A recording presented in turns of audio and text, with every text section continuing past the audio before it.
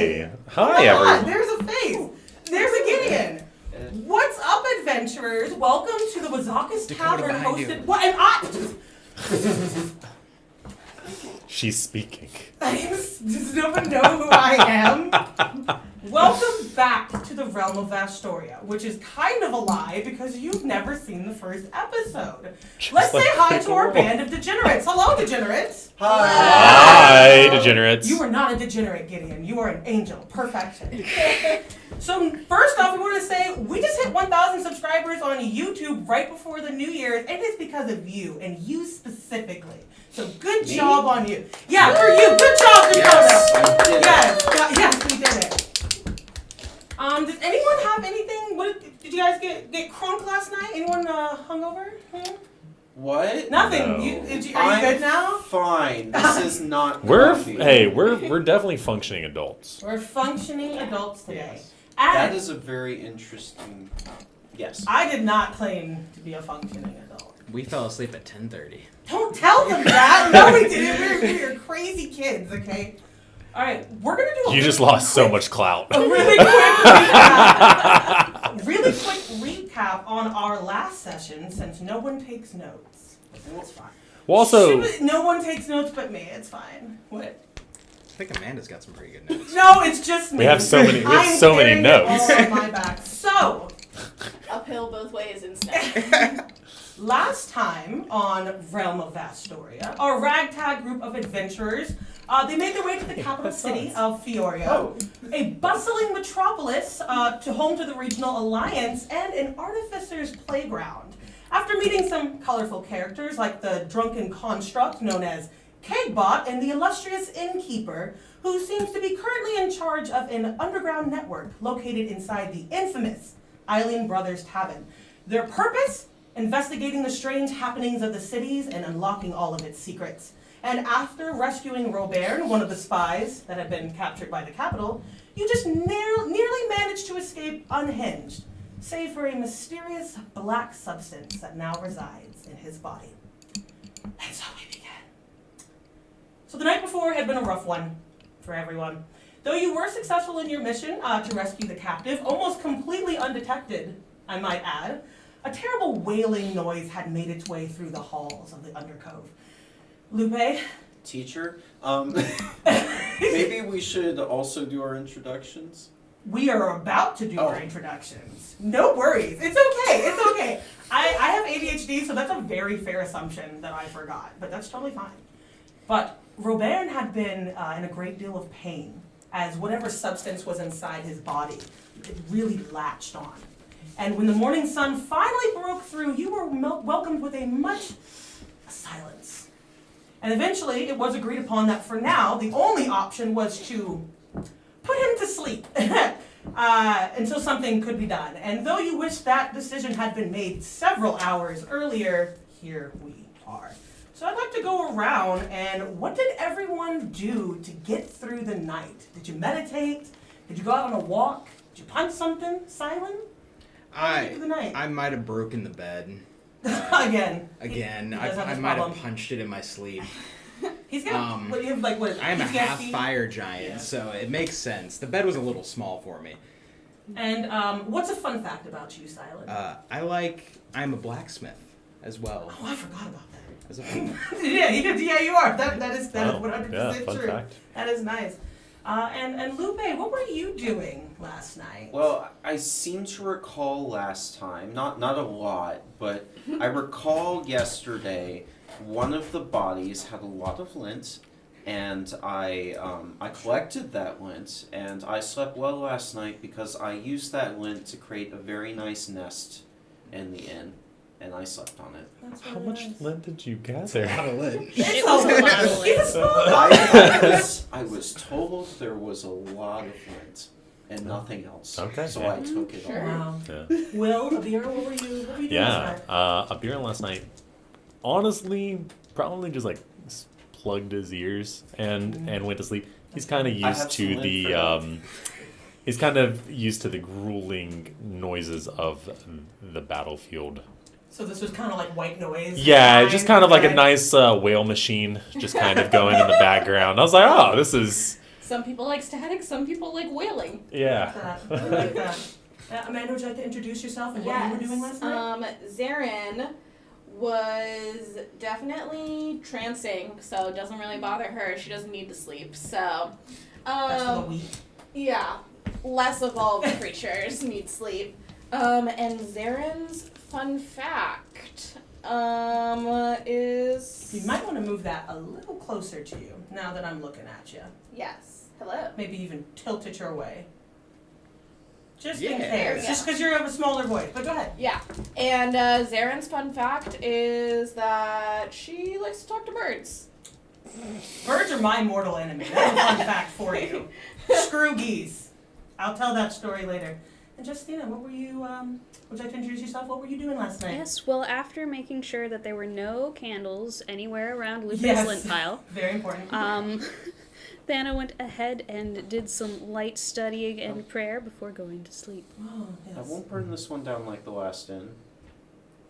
I'm Maybe just not gonna tell the gonna elves. just Yeah. help How many make inns sure have you that burned down? we're not going to talk about this. How much None of lint? them Well, were it would- proven his fault. This is the question Proven. from Play. Yeah, guy, this is what I need to know. I Absolutely. don't know.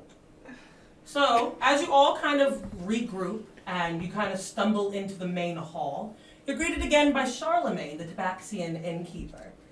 Morning, you lot. The tavern is alive with chatter of locals and the clinking of tankards.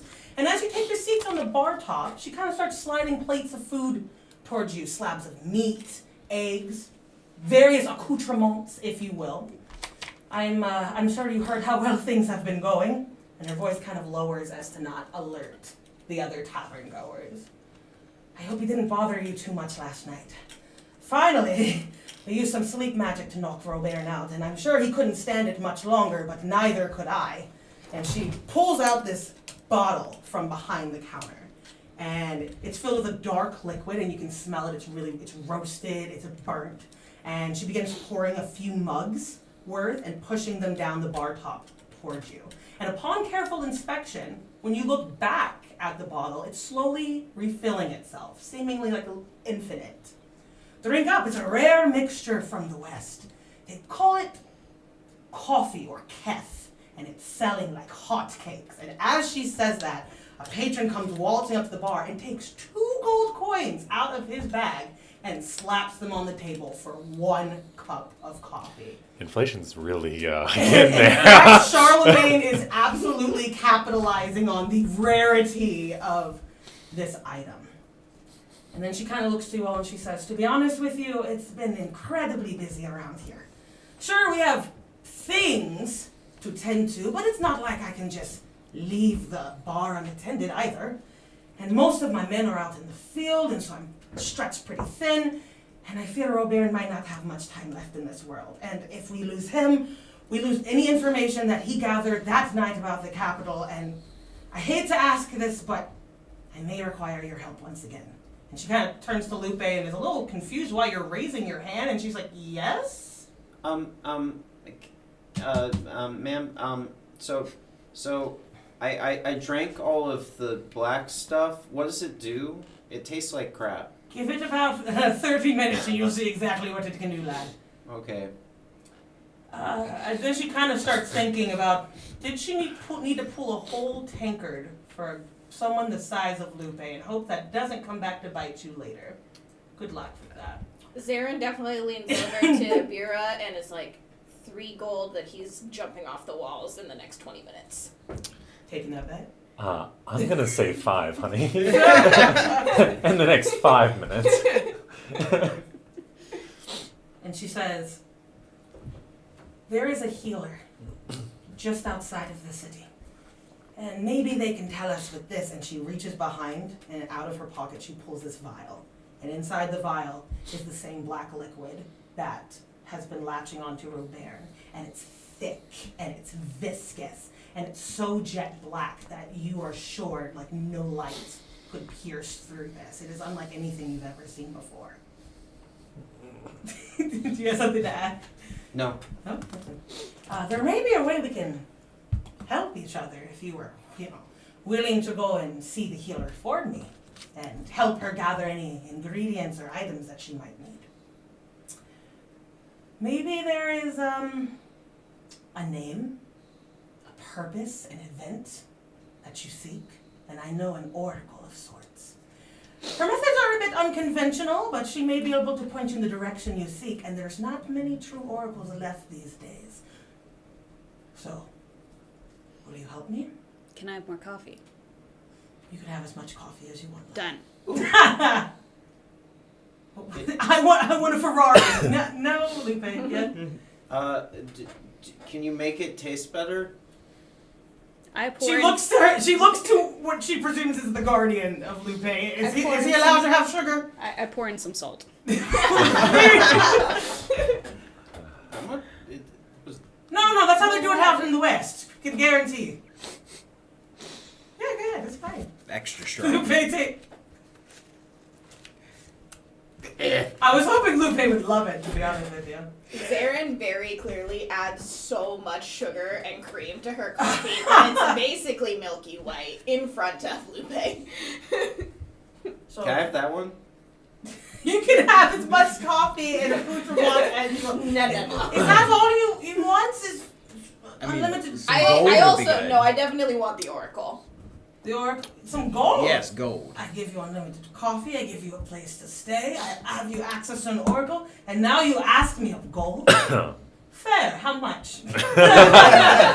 We believe in paying artists for their work here. Speaking of being paid, did we get paid for our last job? I did give you the gold, yes? Yeah. Okay. Maybe one of you is actually just kind of like, oh, I'm holding it to make sure. Someone seems fiscally irresponsible in this group, but I'm not really sure. I'm not Maybe it's the looking at child. anyone. I don't think he pays for anything. What? But month. What? I'll hold the shiny sword. Suddenly, Oh, you I want feel the a shinies. giant looming presence as a shadow is cast over all of you. And Silent, you feel a heavy ass hand just, and it actually it kind of strained you a little bit. What was that? Oh, no idea. Hello, friends. It is I, Kegbot. I hope this morning finds you well. And then he kind of God. turns with this smile. Isn't it interesting how the guard has seemed to multiply, doubled even, in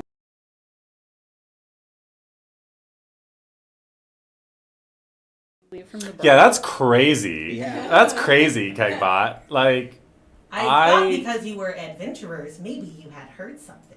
We were here all night. Go ahead and roll me a persuasion check. we never left the front door of the tavern. You roll me a persuasion check. That's too. the truth, though. We never left the front door of the tavern. That's true. We never left the yeah, front so door it's of the not a tavern. deception check, it's a persuasion check. 17. 15. Kegbot just kind of stares at you all silently, looming for a moment. And then you remember he is a robot and doesn't actually have any pull in this fight. And he just kind of is inclined to believe you. And he says, I have a side quest I was hoping you adventurers would accept. And Charlemagne kind of whirled around. She says, they've already have one. They already have one for today. Yeah, we gotta go get this orb thing. Kegbot says, that's fine. I will wait for you here. And just his arms and his legs into his body, and he just breaking through the wooden floor a little bit as he goes into standby mode, waiting for you patiently. God, I assume an hate oracle is these. some kind of I hate orb. these robots. What is he not every like single, Kegbot? every single machine. They're just destructive. Oh. They are terrible. I hate every bit of this. This is miserable. Okay, Grandpa. Charlemagne just kind of looks back at you. He's like, are you still here? Did we Give me the- determine a gold price? I was hoping you No. forgot about that. I would say 100 gold is fair. I would say 10 gold coins each, including access to one of the only oracles left in the entire continent. It is more than we got. She last. looks at you again. I don't understand why you are raising your hand. Like, yes. I was just informed. We're trying to that- teach him manners, sweetie. that an oracle is not an orb. What is an oracle? An oracle is a soothsayer. It can tell you your future, your destiny. and maybe even your past. I don't. They can Okay. see into the future. All right, like 5 minutes. You have to ask Sometimes. her. Okay. I'll also give you all the stale cheese I found behind the counter. Ooh. There we go. What about the lint? You all, maybe I should outsource this. 15, 20 gold each. How about that? And Done. you get the hell out of my tavern right now. Silence slams his hand on the Absolutely. bar and says, "Fantastic." You break More through champagne. it. break You through break the bar. through the bar again, and she's starting to get really pissed. You also see the 2 repairs from last night, from where you and Kegbot had your bout. I don't know what you're talking about. I'm gonna assume. Anyway, who's the healer's name we're supposed Who's to on be first? finding? You don't know her when you see her. She's the only healer in the outside town. They only allow one, as it is the immigrants and the prisoners that they throw out into the mines. Should be those robots, you know? You would think it is a way for the capital to keep everyone under their boots. It is the one task that will never be replaced by bots, because they want there to be fear that you will never see the sun again. Okay, don't talk to strangers. Have a good day. She hands you your lunch and she shoos you out the door. Have a good day at school, kids. Okay, I'll teach you how to use Sunbeam. I yell, "Bye, Keggy," Bye. as we're running out the door. Bye, friends. So you exit the tavern, and the sun is high in the sky, and it's casting shadows over the bustling streets of Vastoria. The city's architecture, it's a patchwork of metal and timber with narrow alleys and crowded marketplaces that create a labyrinth urban sprawl.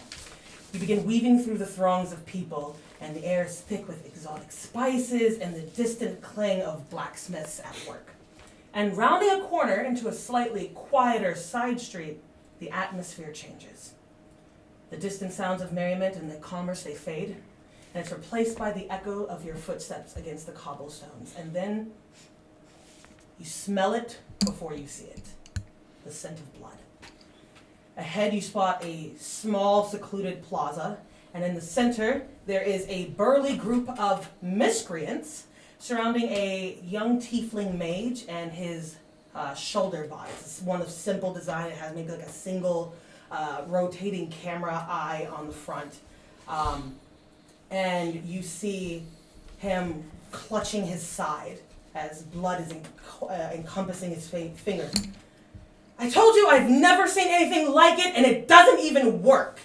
And you see a large human man with a red bandana around his forehead. He's emptying what you presume to be the tiefling's bag. He's shaking it furiously, and there's bunches of trinkets and pens and all sorts of things are falling onto the ground. He's searching for something. And among them you see an elf with a bow, another tiefling, and a man with a large scar on his face with a sword that you assume caused the wound. I'm gonna cast Thaumaturgy. Okay? And I'm gonna be like, "Oh my god, are you guys beating up that nerd?" But it's like very, very loud. Okay, let's see. So you want to... Are you just trying to make your presence known? Oh yeah, I am just going like very, very disorienting to these guys. Just going full throttle. And you see... I'm just like, are y'all beating up a nerd right now? And as soon as you say that, they all float. And they're like looking around like, what the hell was that? And their eyes snap towards you, and the tiefling with the wound on his side is looking at you like you are crazy for stepping in. And then the burly man that had the satchel in his hand, he throws it onto the ground, and he looks towards you, and he says, "Do you have something to say? You have something to say to me?" I just like toss back my cloak and like bring out my halberd. I'll be like, "Guys, you're gonna need like 5 more of you, okay?" Do you want to roll me a intimidation check? You got it. That is a 27. Ooh. So you can see that as soon as the words leave your mouth, the elf with the bow who had already instinctively reached for his weapon, you see his hands are lowering. He does not want this fight. However, He doesn't want the smoke. the burly man who approached you, he kind of gives you this wicked grin, and he takes his fists, which you can see are kind of entrapped with these braces, and he hits them together a few times. There's some crackling energy between them. He's like, oh, I like you. You want to fight? Let's fight. And he just doesn't even reason. Why don't we go ahead and all vote, my friend? Ugh. Natural 20. First of the Natural 20. first of the stream. I can only imagine this guy like punches his fist together, and Abira just immediately brings his halberd down on his head. Thank you. What Can't else? wait to see how this goes. I'm at a 9. So 9. Okay. What do you got? Also 9. 9. Okay. My dexterity's +2. What's yours? +1. Okay. Yep. Silent. I have a 4. Oh my lord. It's going great for the party. We were definitely paying attention. And Lupe, what'd you roll? 1. Oh my god! Alright, let me. Why is the big man yelling? What? What's going Talking on? to. Can you move your pieces over here? Why are I we got my fighting? arms. Should be Are we gentle about with this them. far away? Yeah, I would say, yeah, we're pretty back here. Alright. So I assume So, you're kind of at the front of your as everybody else readies to take action, I kind of explained to Lupe, this is called hostility. That one- Face towards this way a little bit for me. That one is in pain. That one caused the pain. This one is trying to prevent more pain with pain. It's a lot of pain. Wait, what? So Abira is gonna go first in this rotation. What would you like to do? But why? So is their leader Excellent question. approached up, or is he still by the body? You have not discerned who Okay. the leader is yet. Okay, the guy who like punched his fist together Oh yes, is yes. the guy that. He is right here. Okay, all right. Abira walks Just up. gonna. Abira walks up right here. So I have a reach weapon, so I don't have to be right up on him. Yes, you do. And I'm a swing to hit. Does a 14 hit? It does not. A 14 will miss. Oh no. Well, that's gonna be it for Abira. All right. Great. Hey guys, how's it going? So we're actually gonna have him dash this turn. We're actually gonna have.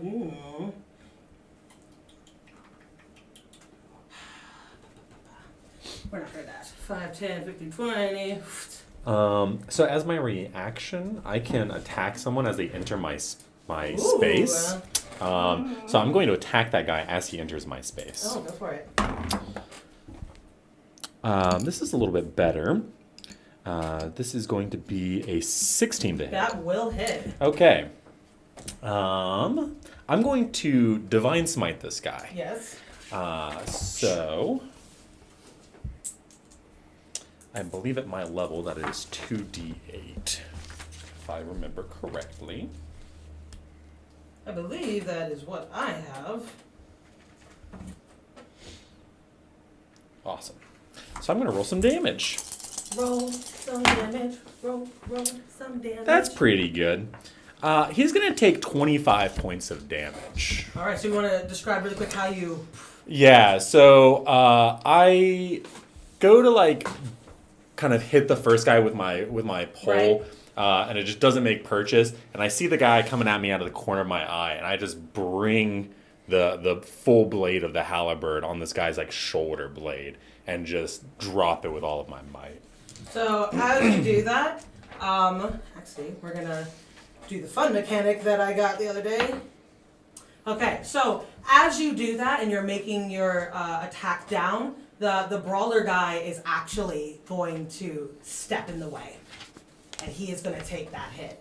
Full throat off.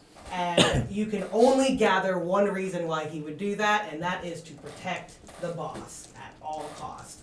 So he's gonna take that damage, and yeah, I think we're good there. We're gonna actually switch over to Amanda. All right.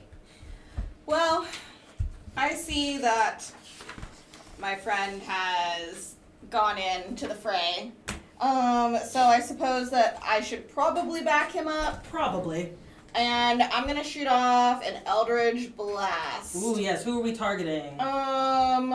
Probably the brawler guy that has hit this first time. I have 120 range with. And you don't need a Eldritch Blast. complete line of sight. Yeah, go ahead.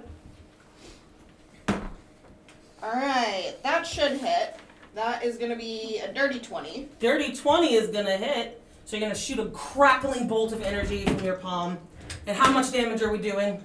That is going to be 5 points of damage. And with that, I am going to activate. Let me make sure that I can do this because it's my first time trying out this. Ooh, we're getting fancy. But now that I've hit something, I'm going to see if I can activate my Hexblade Curse. Ooh. So, how many feet away is that? 5, 10, 15, 20, 25. By the way, the only reason my players are helping today is because I do have a sprained wrist. I do not make them work for free. They do get booze. Tell the nice people. There's Alright. no booze in this. There was White Claw. Anyways, go ahead. Yes, so I can do it. And that means that I get to add a bonus to my damage. So I get to add an extra 2 damage to that. So 7? So 7 So points of 7 damage? points of damage. Yes, we do 7 points of damage. And it will stay on that target until he dies. Fantastic. Okay, so from here, we're actually going to have the archer. Run away! He's actually going to move up to the captive, and he is going to ready a blade, and he's going to look at you all, and he says, I'll slit his throat. All right, great. Great. So, moving on next in the rotation, Justina. Well, Yeah, we've got a little captive situation here. You know, it's just like An old prisoner's dilemma. I guess we'll go ahead and move closer to Archer Guy. Oh, my arms are short. That is also my too short of arms. And we'll cast Toll the Dead, Yes. because hopefully that won't cause him to drop the knife, but we'll find out. Wisdom 13 save, please. Okay. Cash. That is not going to be a 13, so he is going to fail that. And since he's taken no points of damage, that's going to be a 1d12 necrotic Ooh, that you do. I like that. I like That's that. actually right. It's 4. 4? 4. Okay, then what we're going to say is it's going to cause him. I'm going to say it's going to cause him to drop the knife. Nice. Congratulations. Cool. So the knife is going to fall to the ground, and he is going to. You do see that his eye is on it, but if you think an archer doesn't have more than one blade, you would be sorely mistaken. All right, let's go to Lupe. I'm going to I'm understand they are bad. Okay, this They is are straightforward. bad. Coffee's I- kicking They're in. no. I- The coffee, the brain wheels. I fall back on one of my classic defenses and pull a flea from my hair, and Who? Yeah. and cast infestation on the archer. Infestation. Sorry, infestation is a little bit new to me, so I need to make a Constitution saving throw. You do. Oh boy. As I like blow the flea at him, it turns into a little swarm of fleas on the. That's ball. cute. Okay, let's see. As And in do a I need rat to make? way, that's cute. Yeah. What do I need to make? 13. 13. Ooh, I got an 11. Good for you. Good for you. Yay. It In takes. a random direction, right? Yes. It takes 6. Shoot, what kind of damage is that? Poison damage. Interesting. 6 poison damage, and moves. Which direction? North. We're gonna move north, and it's just 5 feet, right? So just boop or Yep. boop. I'm gonna say, here, let's push him back away from the captive. Yay. So then we're actually going to move towards our tiefling friend back there, and he's going to. He has a long sword. So what's your AC for me? My AC is currently 18. Okay, big whammy, big whammy. 19. Okay, all 19. right. Okay, And bring it we're on. gonna Take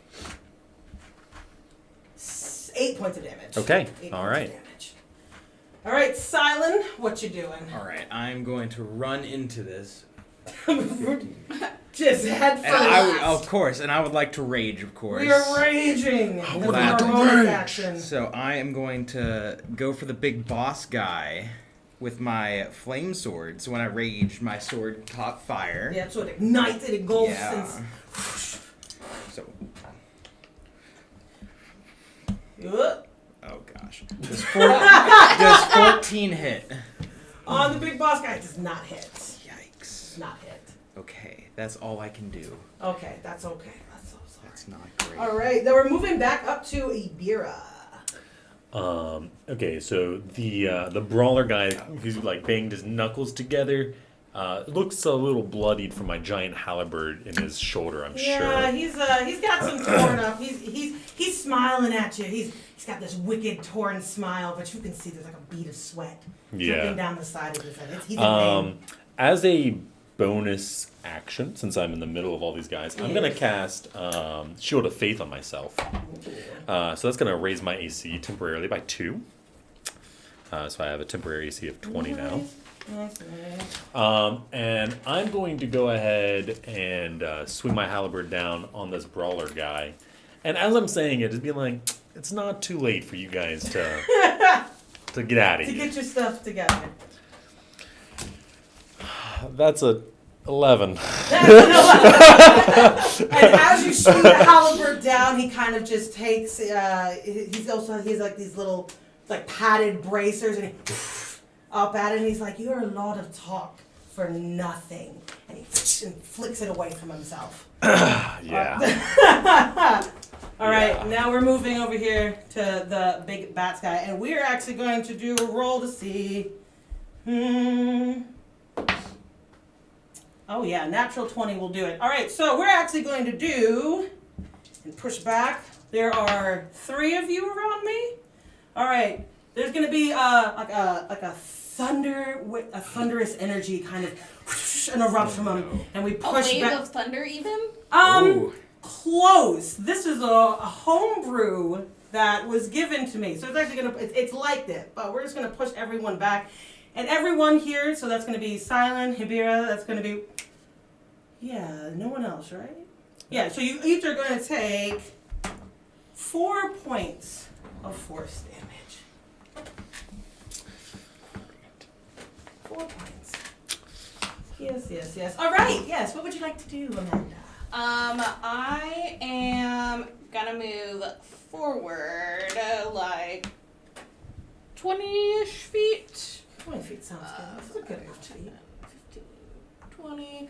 And then I am going to cast Vicious Mockery on the one that I cursed, which is the brawler guy. And So what they do gotta you- make me a wisdom save. And what kind of insult is he getting? What are you like calling him? Talk shit, eat shit, bitch. God. That's gonna be a failed wisdom saving. All It's right. gonna be failed.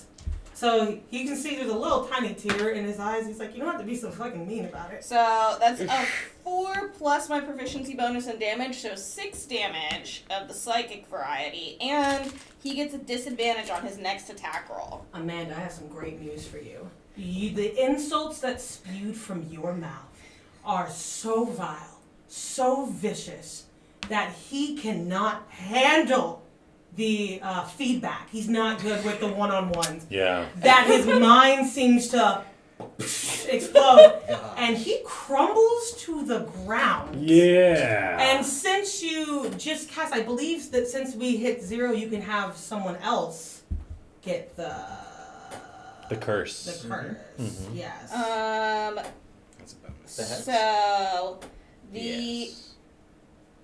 Before the spell ends, you can use a bonus action to curse a new creature. Cool. Then I'm gonna move it over to Big Boss Guy. Big boss guy. Undercover boss. And I believe you choose a new New curse if you want. curse if you would like to. The hex. Yeah, moving it to Big Boss Yeah, so Guy. it's in a What the hex? so you have to choose one of What the their hex do? abilities. Oh. Do you want to leave it as the +2 hex? No, this is not the spell hex, this is Ah. my Hexblade Curse. Yeah, okay, I got you. Okay. So we are moving on back to But, Justina.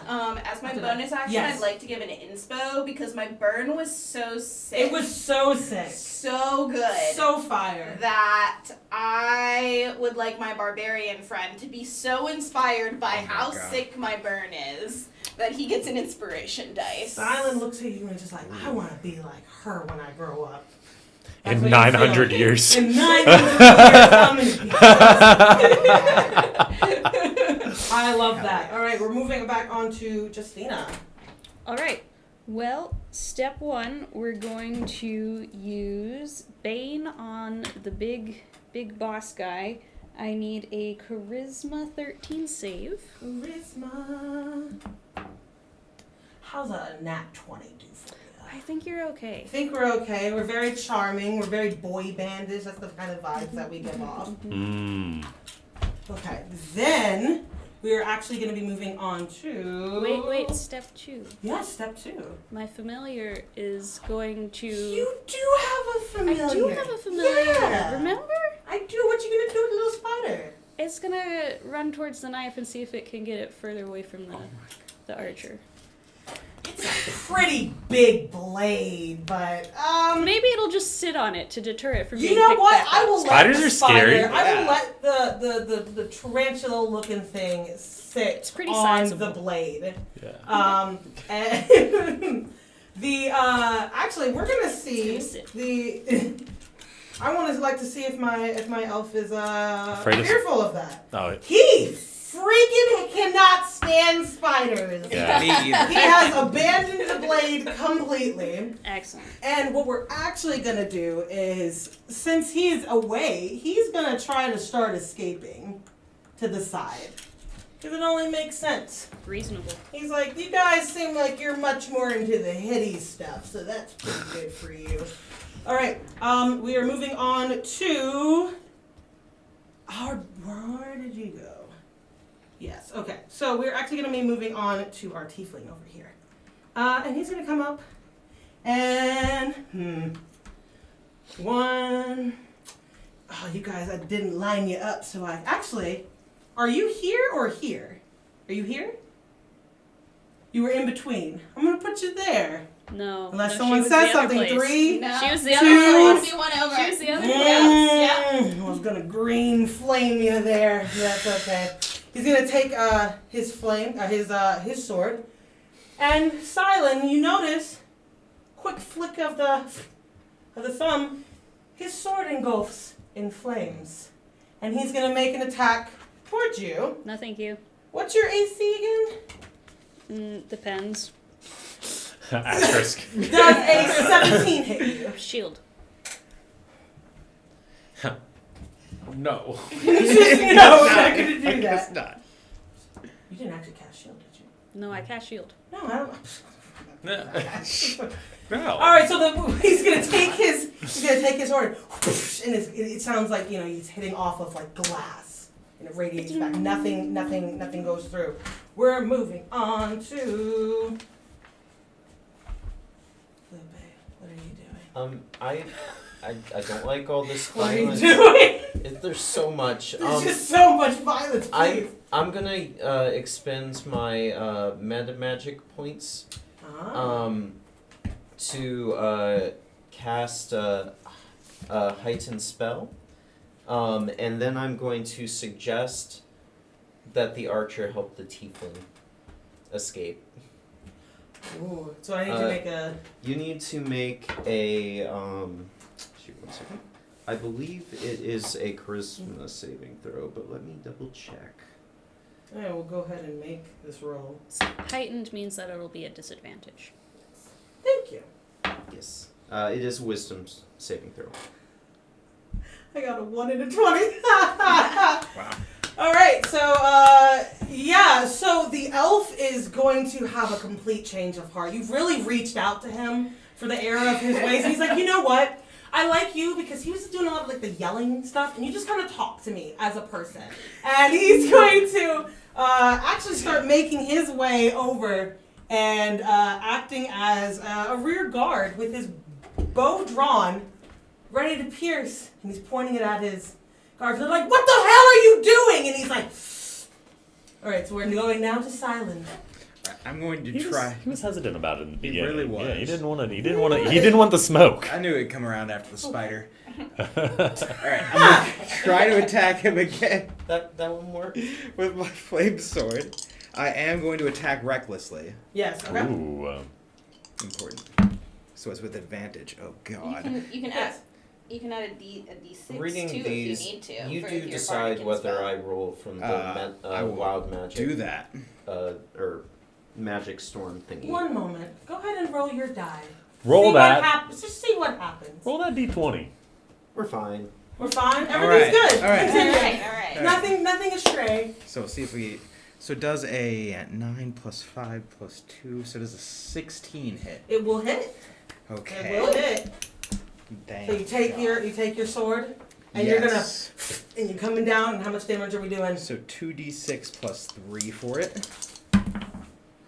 So that is a 6. So 9 damage. 9 damage. So your sword's gonna come down. Yes. And you didn't really like the fact that he was kind of stealing your bit. Like the flame sword's kind of like your thing. Like that's like the whole point of everything. And you're gonna come down and you're gonna deal your 9 points of damage.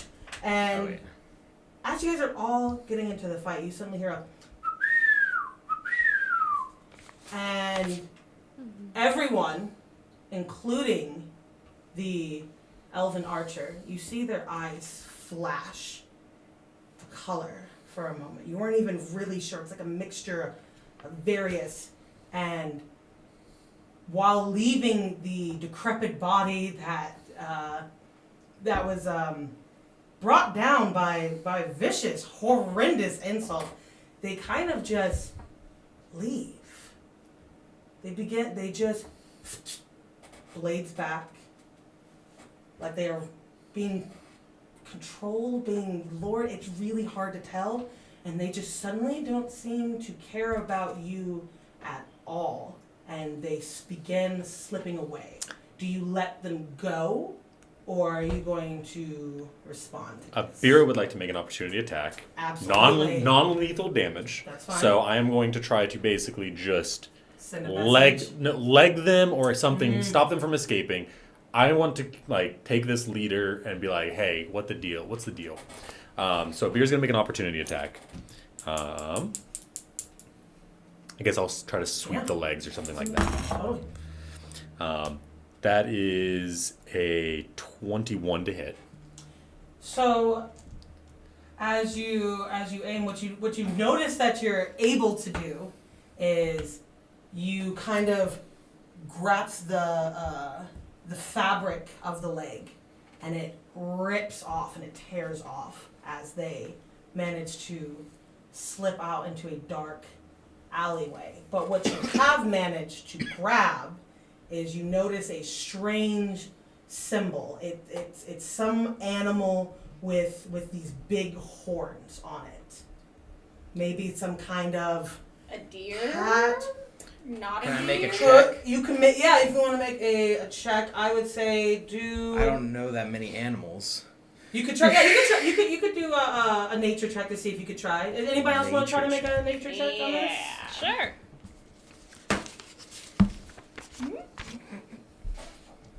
Silent knows the outside. Yeah, does he? That's about it. What'd you get? 4. 4? 19. 19. 18. 18. Yes. So what you're not actually able to discern a single animal. It seems to be a combination or a multitude of many.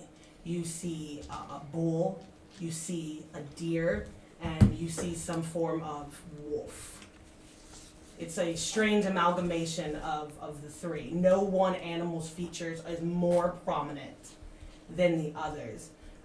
Maybe someone in the city, or maybe Charlemagne, maybe somebody can tell you what it is, because what it looks like is just to be some kind of symbol, maybe to an organization, maybe to a cult, maybe it's just they thought it looked cool on a patch. You're not really sure. Who is going to keep this symbol? This patch? You A gonna beer, keep it? yeah, a beer You grab gonna it. keep I'll it? hold on to it. Okay, I'm gonna make note that you are the one that has that. Silent, seeing this weird animal, tries to come up with a bunch of different names, like a dolph or A dolph, a wheelf. a wilf. Well, you guys gotta come That's up with as a far name as for it. I've Very gotten for important. it. Yes. A dewoofies. A dewoofies. Dewoofies. I like that. Yeah. Thank you so much, heroes. It is so nice to know that there are people out there like you protecting the little guys. My name is Featherwed, and he goes over and shakes everybody's hand. He's full of energy. I don't have much, but oh, please take this. And he picks up his bag and he kind of looks around. He's like, duh, and he starts going through the pockets of his jacket, and he pulls out this pendant. And it's somewhat rusted over, and it has a dull green gem in the center of it. And instead of glowing a vibrant blue, like core does, this gem appeared to be cracked and just dulled. It seemed like a rock, really. It's pretty. I want it. It is very pretty. Why were those guys after you? They were trying to steal this, and they're always trying to steal my trinkets. Okay, so I go down by the waterways, and there are so many things that filter into the city, and I collect the trinkets and I sell them or I tinker with them, and those guys, they're after something. I'm not really sure what it is, but I know if they want it, they shouldn't get their hands on it. And to me, there's really not much I can do, but maybe one of you can repair it and do something with it. Oh. Can I take a look at that, Lupe? Lupe is now hoarding like a gremlin in the corner, like precious. I look in my pockets and pull out a little loopy snack. So not a Scooby snack, a Lupe snack. Do you want to trade? But it's shiny. Maybe try I some just lint. want to look at Feather went. I get it back? it. Yeah. Anyway, so did they say what they wanted it for? Not really supposed to say anything. They're watching. Look, where are you guys headed? Maybe I can. Where are you going? What were you doing down here? Well, I say we go wherever they went. So where were they heading? If you know they're always watching, like where are they watching from? The shadows, the towers, the man at the end of the bar. They're everywhere. Who are The they? piano man? He looks at you very confused. Are you talking about the keg robot?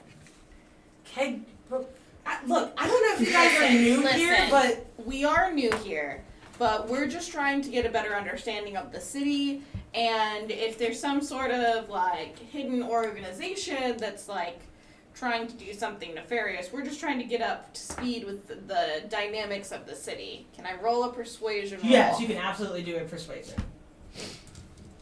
Than is examining the amulet. All while right, we're talking. that has to be good. That is a 22. So, Featherwind kind of glances around just to kind of check to see if there is any eavesdroppers, and he just kind of leans in and he whispers, he's like, look, I really can't say much. There's some strange happenings in the village outside of the city lately, and I'm not really sure, but people go out and they don't come back in, and I know these guys are tied to it. I didn't used to do this, tinkering stuff on my own. I had a group, and one by one they've gone missing, and now they're pestering me. And honestly, I think you'll find any answers you need outside the city. Keep your eyes on the guards, because they are not always guards. But enough of that. I hope you guys have a wonderful rest of your time. And he starts picking up pins and stuff. Oh, yes? If you find any other shiny things, I want them. He's still bleeding profusely through this gash in his Oh, hip. no, it's right? just a flesh wound, he says. Yeah. Abira says, thank you for your help, and goes shake his hand, and with his offhand, grabs his hip and lays on hands to seal the wound. So I'll use 15 points of healing to just kind of close that up. And his eyes, they light up as he watches the wound kind of sew itself back together, and the only thing that's left now is the dried blood from the clothing, and he just looks at you and he's just like, you really are good people. Where can I find you later? Are you staying in town? Find us at Island Brothers. The Island Yeah, Brothers bar. Yeah. Yes. Yeah, the Island Boys. Just call the Island Boys. He's like, I will make sure to repay this better later. I have to go. And as he starts turning around, all of a sudden, you are engulfed in this darkness. Everyone around you is gone, except for you and Featherwind. Hello, darkness, my old friend. Hello. And and you start looking around, and you turn to him because you're wondering what the hell is going on, and he turns around, and his glowing eyes from before and his bright smile were completely jet black ink pools, soulless and lifeless, and he just and outstretches an arm and points at you. The rest of you notice that she is just frozen. Does anyone want to reach out, see what's going on? Is Featherwind doing anything? I touch her. You make contact.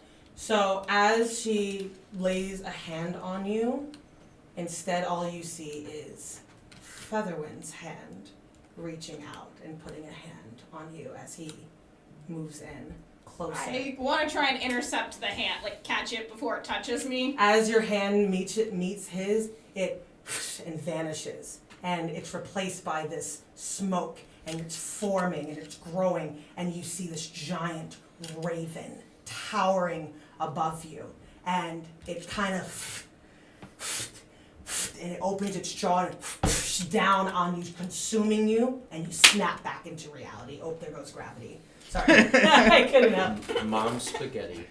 And Featherwind, he's got his hand on his other shoulder, and they're both kind of shaking you, and he's like, "Friend, are you okay?"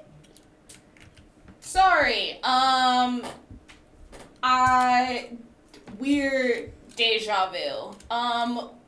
Where did you say that you work? Or where are you at? Since we told you where we're staying. I live in the lower ring, where they put most of us poor lot. The only ones that live up here are the aristocrats and adventurers like you for hire. Yeah. So if I need to be in the market for trinkets in the future, I could go down there and just ask for you, and I'd be able to find you. I will tell you what. I'm actually gonna make my way over to the Island Brothers Tavern, and I will set up shop there. At least until we can meet again. Okay.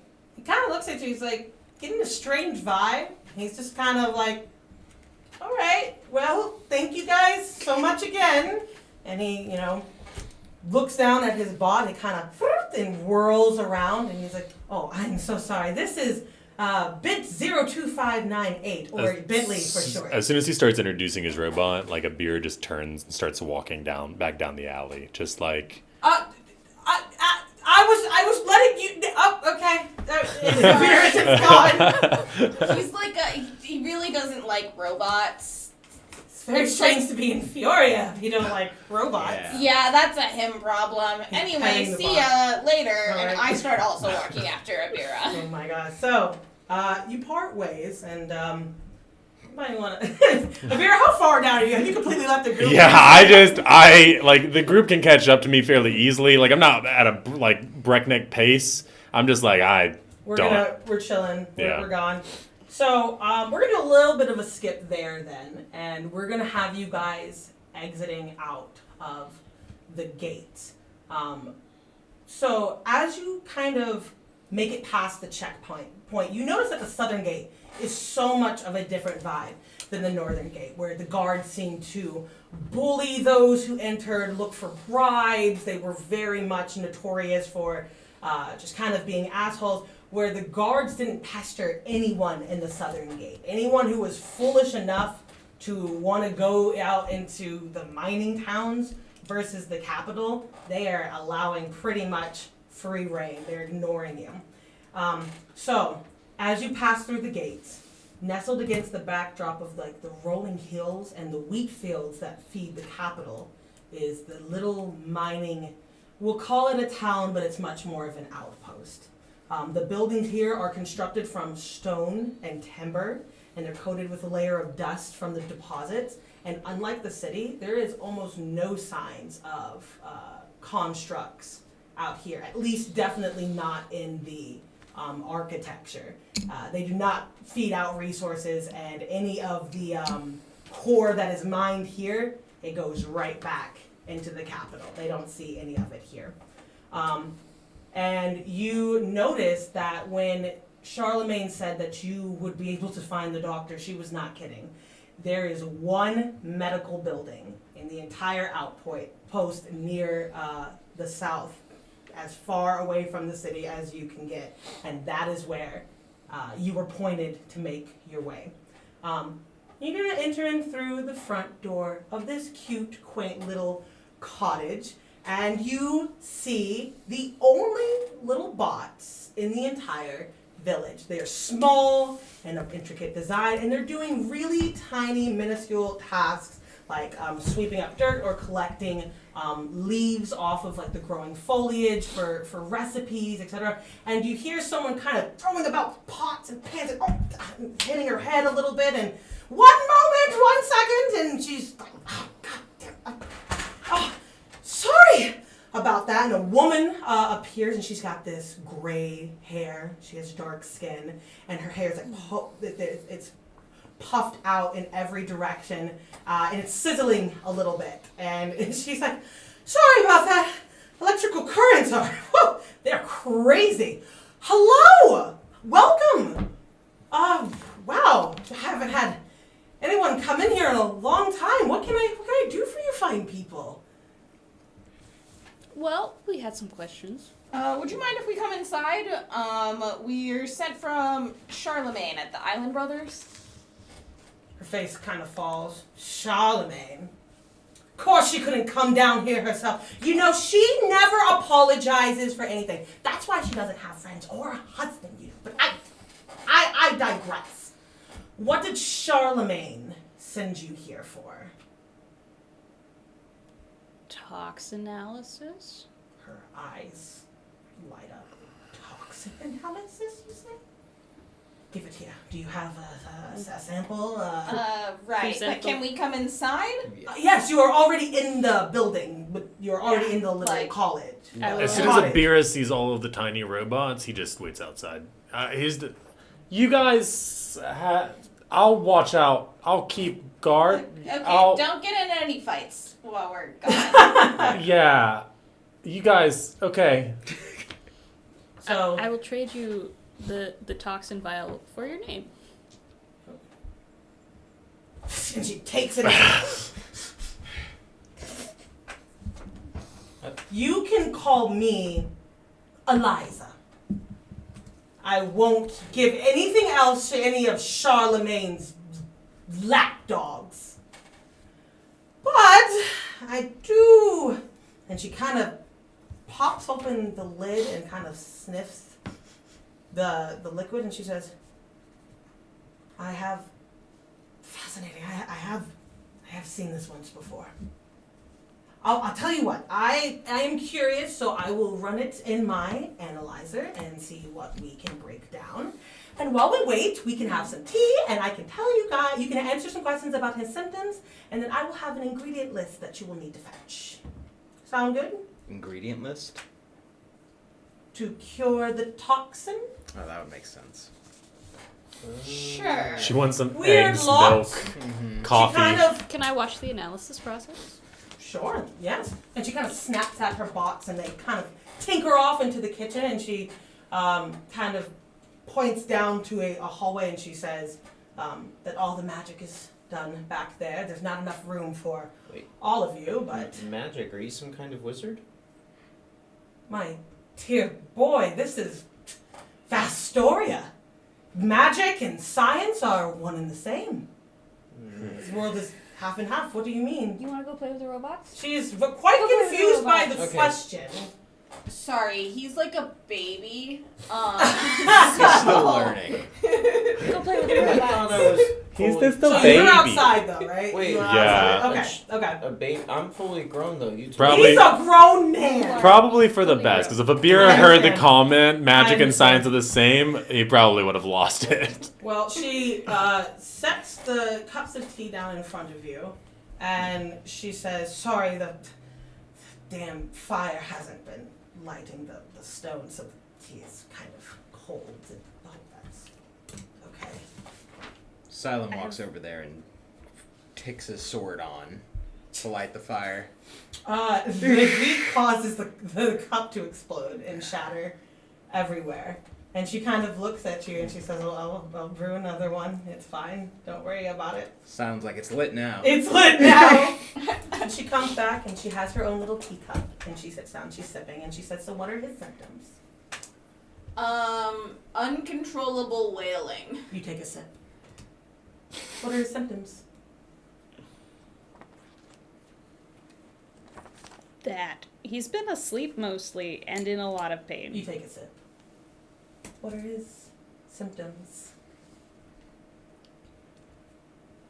He's been yelling You constantly. take a sip. I'd like for everyone except for Abira to roll me, actually just roll a d20, do not add anything.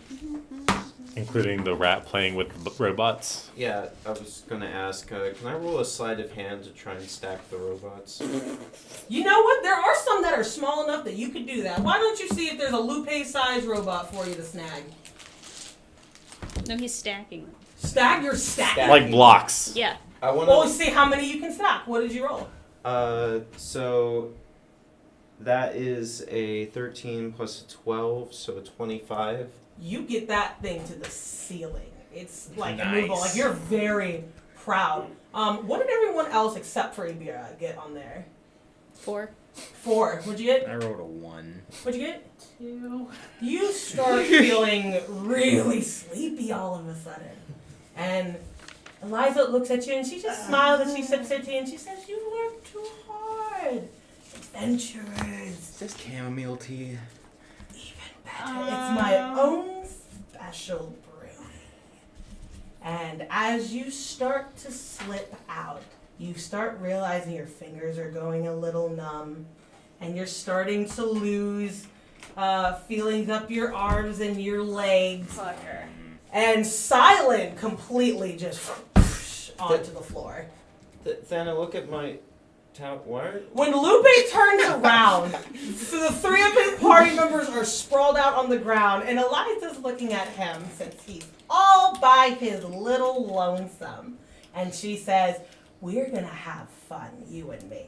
And Not that is again. where we are doing our intermission break. While you guys are waiting for us to come back, watch this cool little video I put together, and we will be back in, let's say, 2 minutes. All right. With over 40 video game titles in the franchise and spanning 9 generations, Pokemon is the second highest grossing video game franchise of all time. And our adventures have taken us all around the globe from Kanto to Paldea. But no matter where or what Pokemon brings us, we are always posed with the same task of choosing a starter Pokemon. Which begs the question, which is the best starter Pokemon for every generation, starting with Kanto? So the Kanto region is where it all began and where we meet the first starter trio of the series, Bulbasaur, Charmander, and Squirtle. And a lot of people I know, including myself, always chose Charmander as their starter pick. And he seems to be arguably the most popular of the 3. But despite this popularity, the best pick for the Kanto region is actually going to be Bulbasaur. Not only is it super effective against the first 2 gym leaders, Brock and Misty, and can hold its own relatively well against the 2 subsequent gyms that follow, but Bulbasaur evolves into his final evolution several levels before his counterpart. Meaning, during the mid-game, you have access to Venusaur much earlier, which really helps for some of those main story battles. It is also worth noting that Venusaur absolutely wrecked Giovanni. Notably, there are aspects of the later game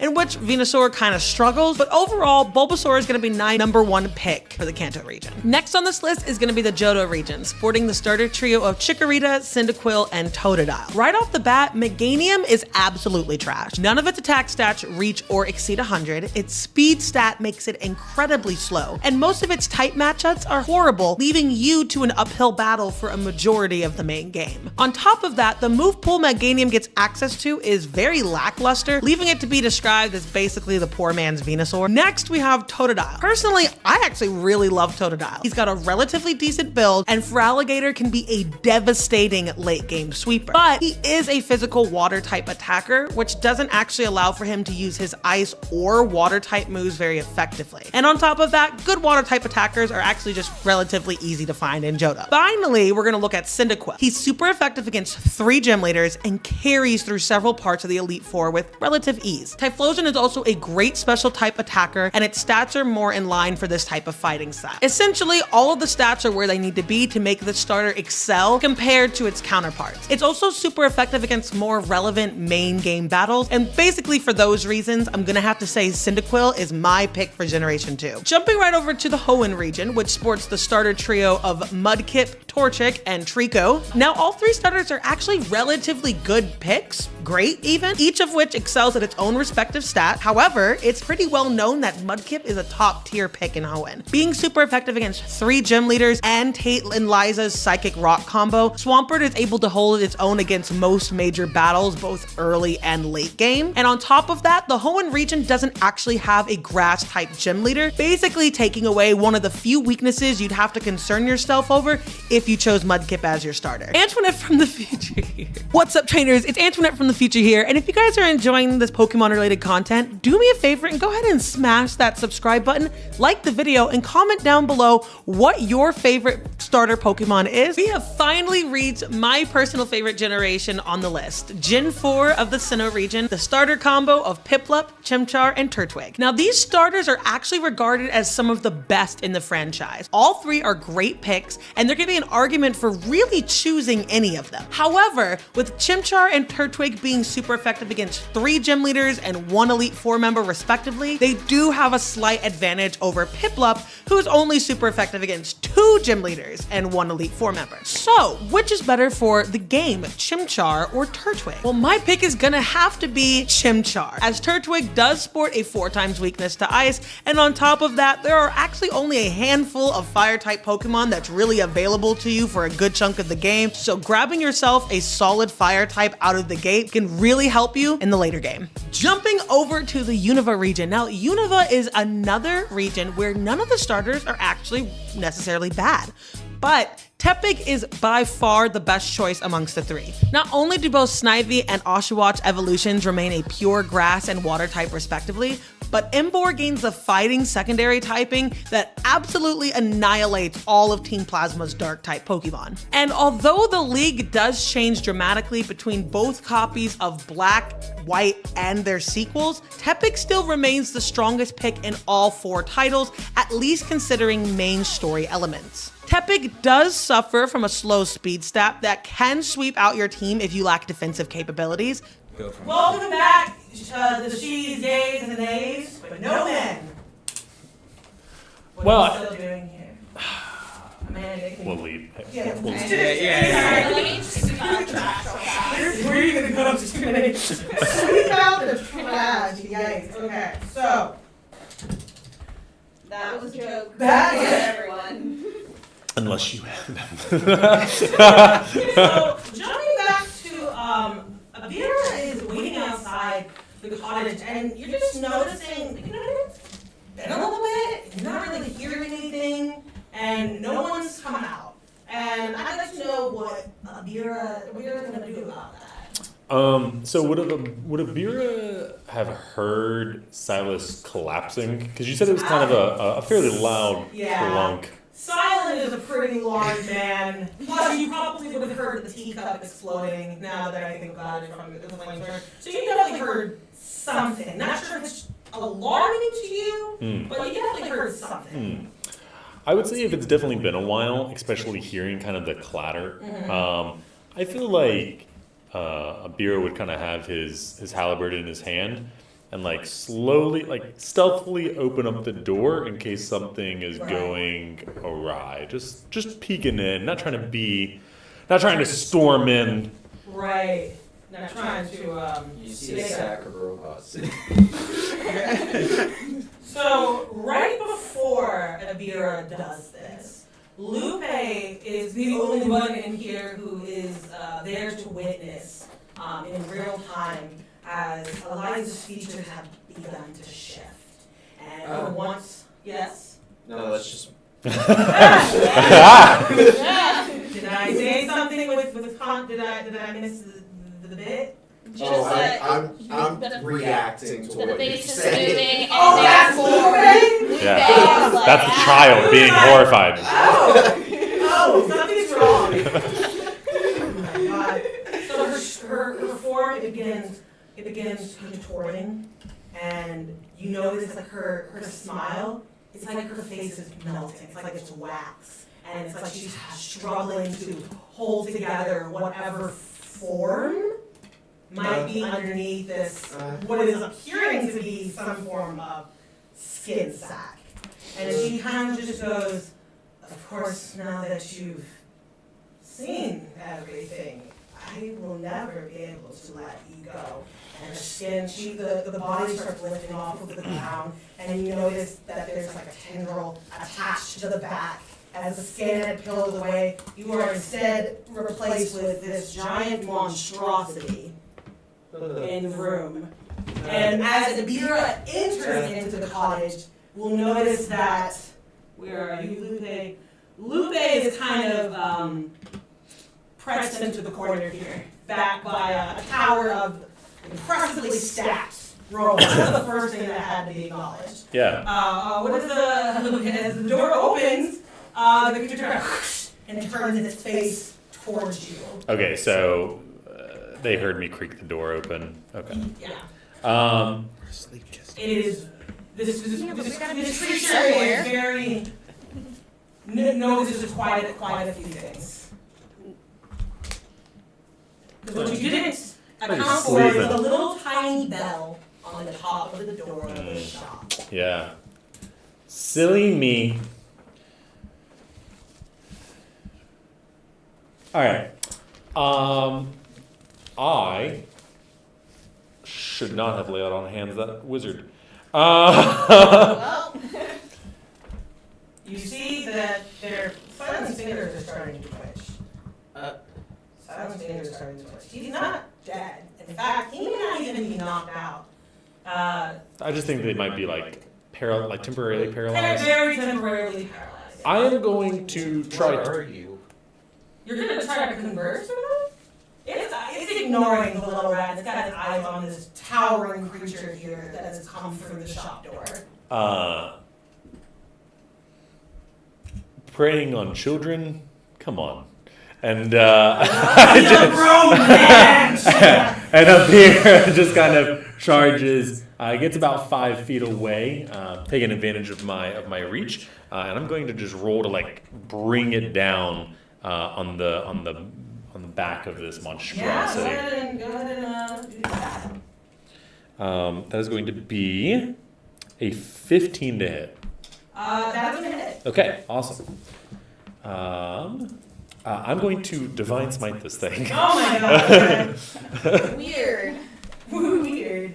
I don't like this thing. Not your favorite.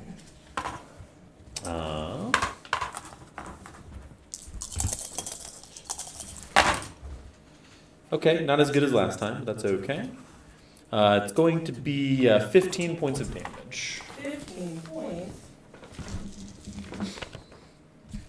As I bring that halberd down, like you kind of see in a bright flash, the symbol that's on the back of my cloak, that like red pathway with the 6 orbs. Yes. And so as you make connection with your halberd, the creature kind of like roars, and you slam down on it, but the blade doesn't actually pierce through the skin, and yet it seems as if the touch of your weapon is like it's burning it, and it loses this like howling scream, and it kind of lumbers back from Lupe, and it dips very quickly into the back room that she had pointed out to you earlier. I rush over, try to wake up. Yeah. So you Why are start, you asleep? so you also start to notice that her fingers are starting to twitch, and she's starting to kind of whatever was in the tea. It was a quite a low dosage. It was supposed to make sure that it was undetectable. You couldn't smell it. You couldn't see anything. It's supposed to be just enough so that the dweller can kind of do what it does. And so you start to kind of regain, after all, the shaking is really pulling you up, and it allows your mind to kind of focus for a moment, and you pull yourself out, and you notice that the other two are not recovering as quickly. You can start to kind of unclench your fingers. You're feeling it, anything in your shoulder. What happened? The lady was the monster. Can you guys get them up? I'm going to make sure that this thing doesn't slither away. Oh, okay. And I Have fun. try to get after this thing. So either open the door, kick Sure. it down. So you throw open the door and are met with this descent of stairs into darkness. But I do believe you have dark vision.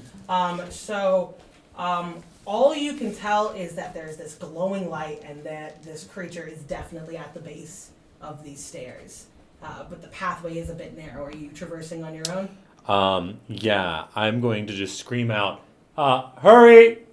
And he's in, Abir is in metal, full Right. plate paladin armor. You hear clunking of stairs. This is as fast as I can shake them. Lupe, you go help. Bye! Oh, okay. I'm coming. I drop whoever I was shaking. Oh my! Your head hits the ground. Oh no, I was conscious. But you don't have. He can't, shaking you it. can't move. I could The only move force my was hands. enough to kind of shake you off, though. So you're actually kind of shaking it. You, on the other hand, didn't recover slowly. While you were down, you just suddenly noticed that you can just now stand back up.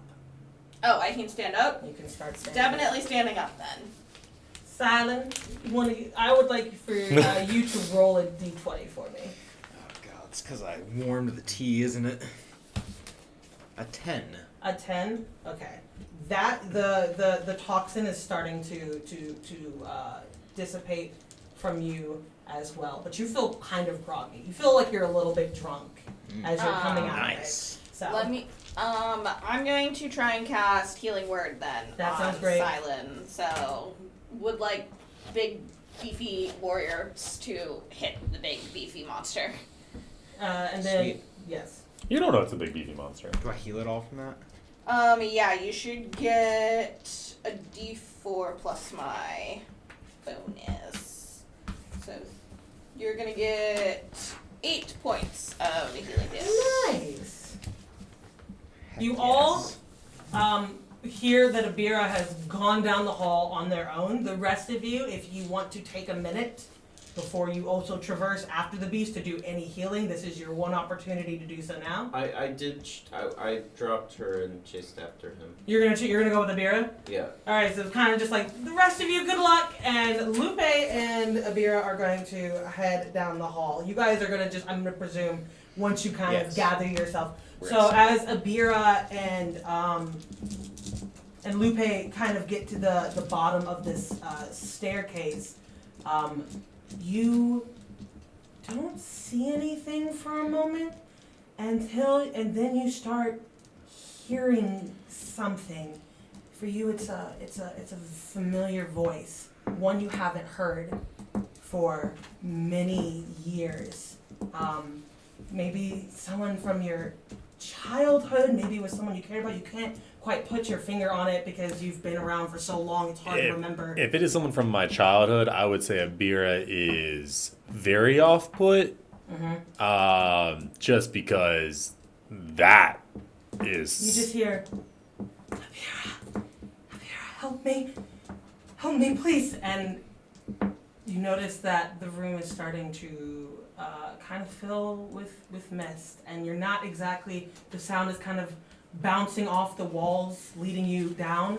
Lupe, you on the other hand get more of a sense, a flashing of the images, and it was from when you were in a cage, a tight space. You don't want to be here. It's so small, and everyone's screaming, and nobody cares, and all you hear is, please, no, please stop, please, and the voices are also familiar to you. It's pulling you forward. You want to help these people because you know no one else would listen to these voices.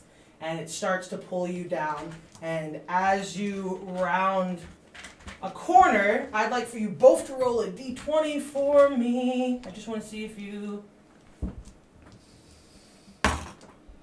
Is 17. 10 on the die? 10. Okay. So as a bear comes around the corner, you are going to, you feel it in the air, and all of a sudden you kind of step back and you are dodging very narrowly this mace that is coming down right in front of your nose. And out of the shadows jumps 2 creatures, and both of their forms are glitching, and you can tell that whatever they are, they're not holding it together very well. I'm going to presume the rest of you are now beginning to head down the staircase. Yep. So why don't we roll for initiative, and then you 2 are actually already there, so maybe just add your... Us do an action and then we'll do a full round. Yeah, and then we'll do a Yeah. full Sure. round. So, Sure. why don't you? Which one of you has the higher dex? Is that you, Lupe? Definitely.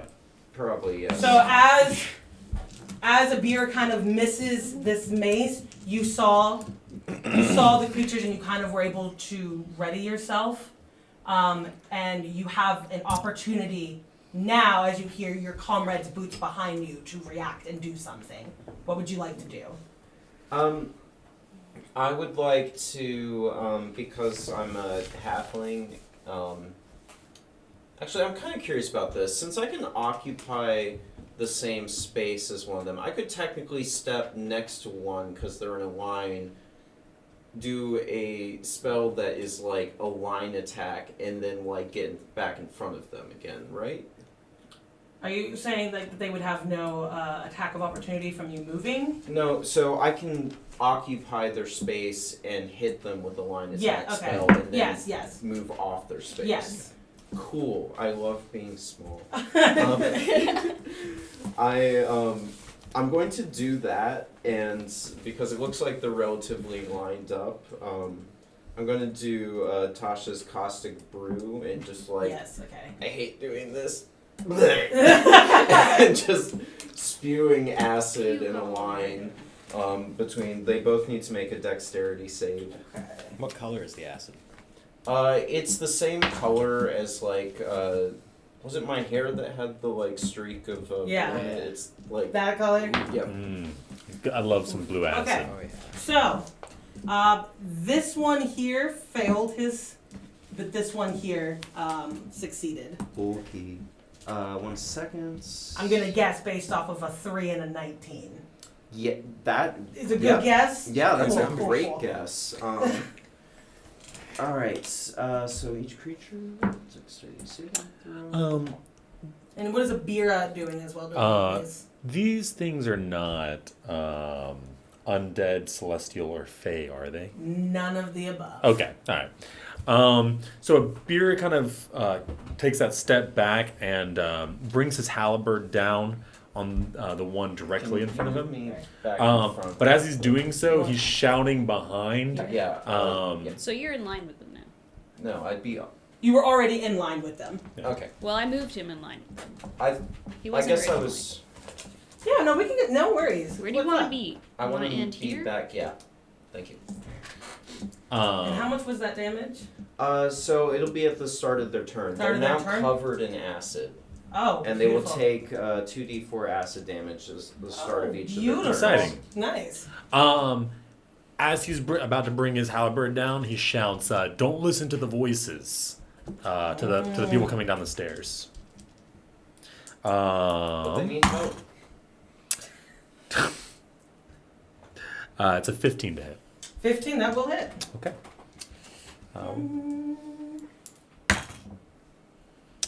Nothing exciting there. Oh, never mind. I can reroll a 2 because I have great weapon fighting. All right. It is a 10. A 10. Ooh. So, as you bring your weapon down, and as you have, as soon as the words have left your mouth to warn your comrades about the voices, silent, you start hearing someone now. And this is the only voice that you've wanted to hear since you lost her. And you hear this woman calling out to you, and she's crying, and she's asking you how you could let this happen. Why would you do this to your mother?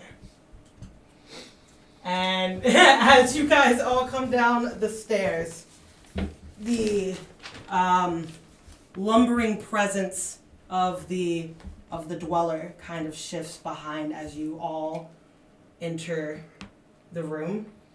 When we enter the room, I'm gonna put Beetle on the wall to do some recon. Ooh, okay. Like that scene from Spy Kids. Yes. The little guy got his like little legs like zipping all around. That's absolutely what I picture your familiar little like. Oh, that was me. Okay.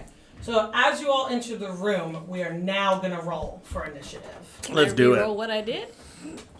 I didn't see it, so I'll let you re-roll. Nah, I'll keep it. I'll keep mine, unfortunately, too. Okay, I'm grabbing this. Okay. What do we have, kids? 3. Oh no. Okay. 14. Okay. 0.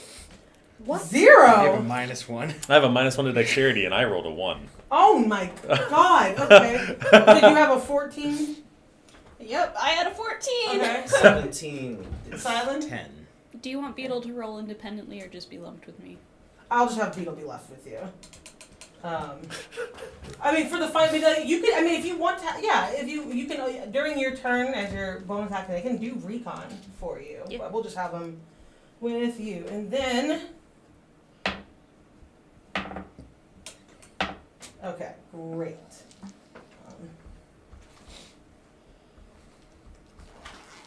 What did you say you rolled? A 10. Oh, good for you. Beer is getting slow in his old age. Yeah, it's been a minute. Solving number. And Lupe, what did you get? 17. You said 17? Yep. Great. All right. Lupe, you get to start us off.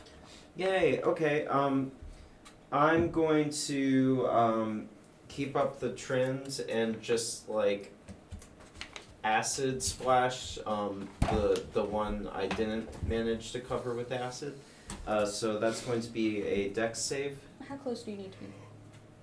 30 feet Oh, you don't or need 60 to. feet. Yeah, you're good. You're fine. Okay, so I need to make a dex saving throw? Yeah. Yeah. And what am I aiming for you? 13. 13? I got exactly a 13. All right. Well, nothing. Okay, so then we are going to head over to bad guy number 1, and you say we're gonna take damage at the start of our turn. 2d4. 2d4. Yes, 2d4. Yes, thank you. Okay. A solid 4 damage. But that'll add up. It will add up. Gonna take 5 points of damage. Alright, and then he is going to make a ranged weapon attack against. We're gonna aim right at Justina's character. I do not think you are behind. No, we have a straight line of sight, so I thought I was gonna fall and I didn't, but what is your AC? It depends. Does your AC pass a 19? No. No, okay, great. So, we're going to make that attack, if I can get this on here, and... Great, so, he's actually going to, once his attack actually makes hit with you, you feel off immediately as soon as it hits you, and you are going to actually take 8 points of poison damage. I don't like this. Ouch. Yikes. I'll give you a hint. They're glasses, guys, but they'll hit you. All right, now we're moving on to Silent. Okay.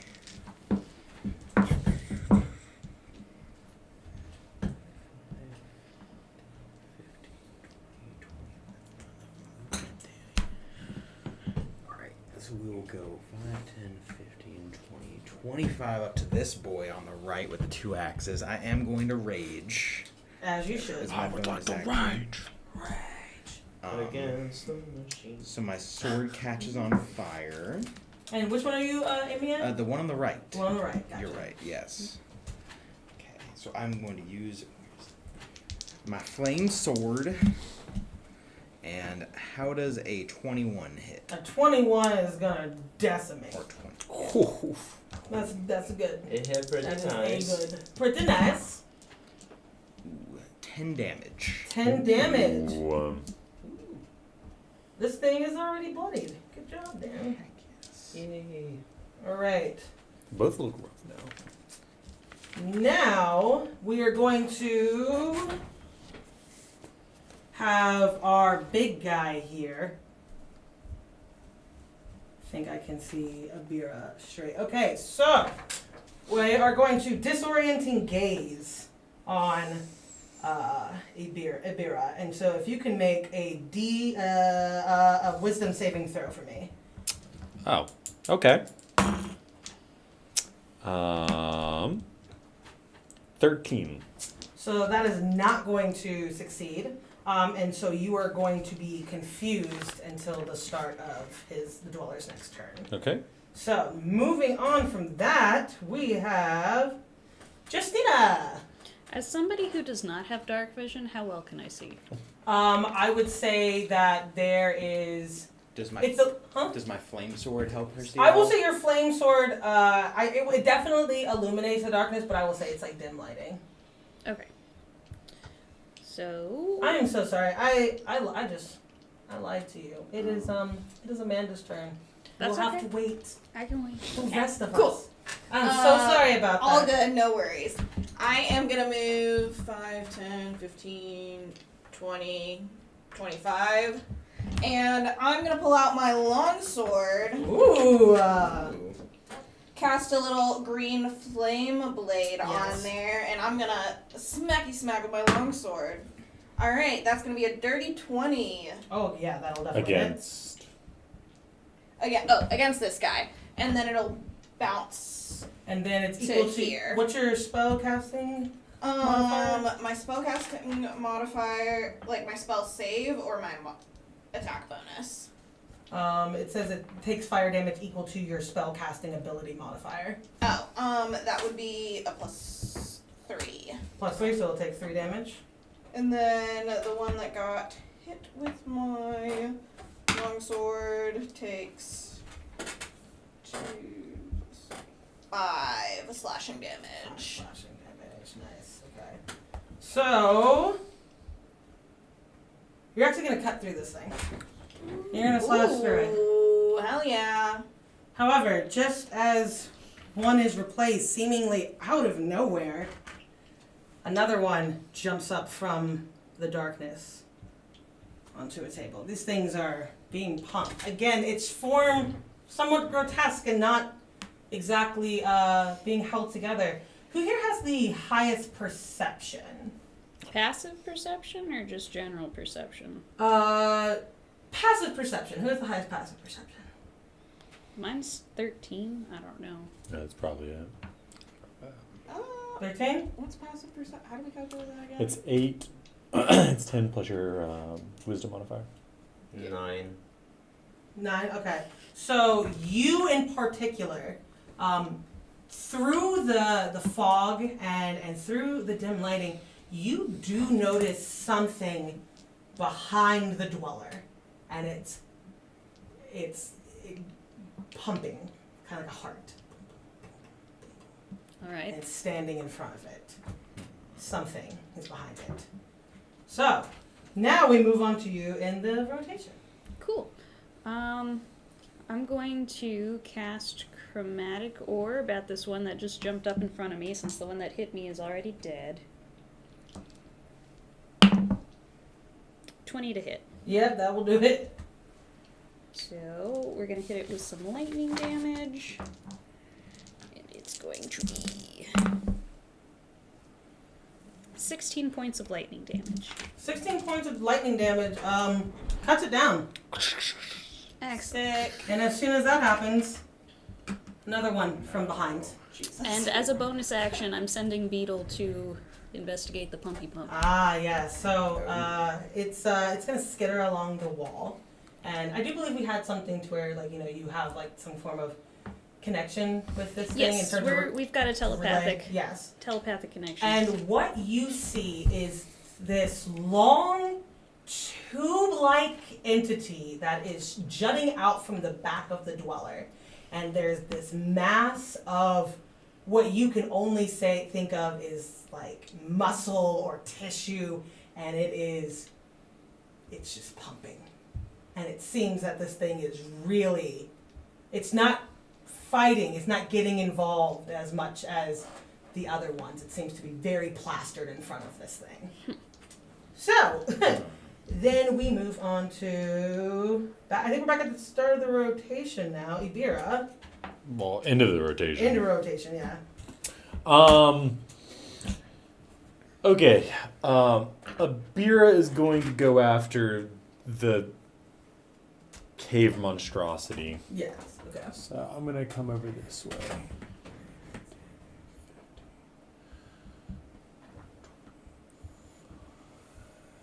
Actually, we're gonna go this way. So 15, 20, 25. Okay. And then I'm going to bring my Halle Baird. Bring the Halle Berry. Old Halle Berry. Went from a nat 20 to a 2 on the die. Oh, I don't think a 2 plus my modifiers are going to hit this thing. No, not at all. In fact, as you go to lay your weapon down, bless you, Thank you. this time it really just kind of bounces off of its tough scales. It does not make a crack. In fact, what you've managed to do is piss this thing off. Good. More. And we're back up to the start. So Lupe, what are you gonna do over there, bud? I think I don't like this new friend, so I'm gonna pull off a flea and send it in their direction. Could the new buddy make a Constitution save? A new friend, yes. I How's imagine a it was like behind 13 him. for ya? Oh shoot! It managed to deal It with does? the fleas. Yep. Let's go. Amazing. Okay. Moving on to our bad guys. We are going to disengage. And we are going to 5, 10, 15, 20, 25. And we're going to put ourselves. Oh. Yes, what else would you like to hear? Oh The no, because acid. it's its turn. Yeah. The acid. Yeah, you're that right, would you're be right. 7 acid damage. To the. The one one that just that moved. walked Dang. away. Okay, it dies. And it died. Just melts on its It's way okay, over. there's more friends. Another one. Bigger friends. Why are they getting bigger? I don't know. I don't like it. Did where'd it come from? That is a Where did it great go? question. Where did it Hi, come from? Joe, when Yeah. will you tell us your secrets? They are seemingly popping up out of nowhere, an infinite amount of goons to throw your way, until you do something about it. They're made out of lint. I'm not sure I have enough fleas for this. I think you do. Then our big bad guy here is going to do. We're gonna do a multi-attack here. So I actually got. Oh, you're kind of protecting Silent. I want to That's destroy crazy. you. That's I wanna destroy crazy. you. All That's right, crazy. So we're gonna make a bite against you. We're gonna do a bite attack. Protecting the freaking Ooh. robot. Does it need to move forward? Yes, please. It's As it enters my threat range, oh my God, you're right. Go, dang it. it's a 19 on the die. All right. I would like to bring my Halle Berry on this thing. That's going to be 9 points of damage. 9 points of damage. It is a magical weapon, if that matters. So, Actually. So, now after, it really does not like you in particular. It says screw all of you, but you in particular have to die. So, Vera's going to take this bite attack to the face. Oh, it's a 20 and I dropped it. So that's going to be a 20. And we're going to take, I'm sorry, I don't mean to roll so well. Yeah, 6 points of piercing damage. you got it. And we're gonna make 2 claw attacks against you, Amanda. So this is what we're gonna do here. Fun. Oh my gosh, guys, this is like such a great time. I hope you're having an amazing time. How does a 9 feel? Does not hit me. So I'm gonna try for my second claw attack. How does a 14? Still doesn't hit me. Doesn't hit you, so it's claws, and you're managing to deflect it back Yeah, with your mine- second. Should get back to attacking me. You Beard can't just be the main stretches. character every time, Will. Huh? My armor, the scales on my armor kind of shimmer a little Ooh, bit. Yes. And we're actually going to move right back over to you, young lad. All right. Silent. Where are you Knocks it. going? He said, screw the rest of y'all, I'm out. That's fair. Yes. You got a life at home. It's a massive thing. I think I'm Guys. close enough there, right? Oh, yeah, you're good. All right. Somewhere I can so Fine. I am in a frenzy. Shove your sword up its butt. And I am Up its cloaca. For my first attack, I'm going to reckless attack. Okay. You get 2 attacks. Since I have frenzy as my second bonus one, Oh yeah. my gosh. So I do get advantage on Busted. my first one. How does a it's 17 plus 5. Yeah, that'll whatever hit. that number is. Yeah, that'll hit. It's a big number. It's a number. So for the first attack, 5 plus 8 plus 3, 11. 11 first one. points of damage. Oh my gosh, you guys are so good at this game. So then as a bonus attack, I can make a single melee attack. But it's not with advantage on the second one, though. Yeah, A 9 does not hit, does it? it really does not. Ouch.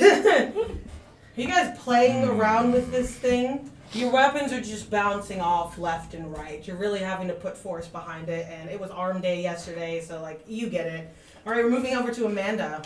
Alright, yeah, I am going to... How does this guy look? How does the dweller look in front of me? On a scale of, like, is there, like, Thick. blood flowing through him? Does he look like he's having a spring day? He looks angry, but you do see the burn marks from Abira's weapon from before. So you do know that this thing is, and it's not healing. It's quite Okay. bad, actually. In that case, then I am going to just try and hit him with my longsword. That's an 11. I That assume would that does not not hit. No. Alright, as a bonus action then, I'm gonna go ahead and give inspiration to... Me? No, I. Lupe is very It's me. Lupe, you can have the inspiration. No, actually. Lupe's don't. like, please do not. Wait, hold on. I cannot stress this No. enough. I'm Don't. not inspired. Give it to a hitter. No, it's yours now. Oh, it's Lupe. yours. Lupe. Okay, it's just yours. I'm sorry. Oh, yay. That's where we are at. Okay, so then we Oh, are this at Justina. All right. I'm going to cast light through Beetle to illuminate a stone next to this weird pulsy thing on the back and Sure. try to call some attention to it. And then I'm going to hit it with chromatic orb, or at least try to. Yeah, why don't you try to do that? 15 to hit. Yeah. All right. We're also going to, since it hit, use my Channel Divinity, which is Destructive Wrath, which maximizes my lightning damage of the chromatic orb, and hits it for... What's 3 times 8? 24. Plus 5. 29. 29 lightning damage. Damn. This- Tube explodes. The tube does not explode, but you notice, since illuminating it, that there was a reflective surface kind of encasing this mass. And once your attack hit, it cracks it straight down the middle. It's not destroyed, but it has a giant crack through the center of it. All right, moving over to Ibira. That's so careful. That was scary. Okay, so where in the is like the tube like right here? The Like, tube where's is- the tube? The tube is literally jutting out the back of the creature. It's if you've ever seen Attack on Titan, the Warhammer Titan, the concept is there is a thing somewhere that is connected to the creature and is powering the creature. So it is the tube is literally coming out the back of this thing.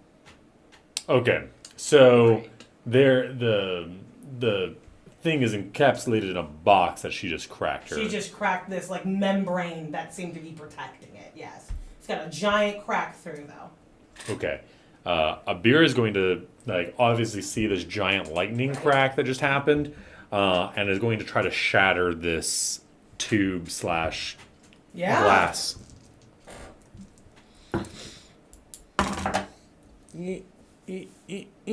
That is going to be a 15 to hit. That will hit. Okay. That is going to be 7 points of damage. So as you hit this thing, there is the force goes down through the membrane and completely bursts it open.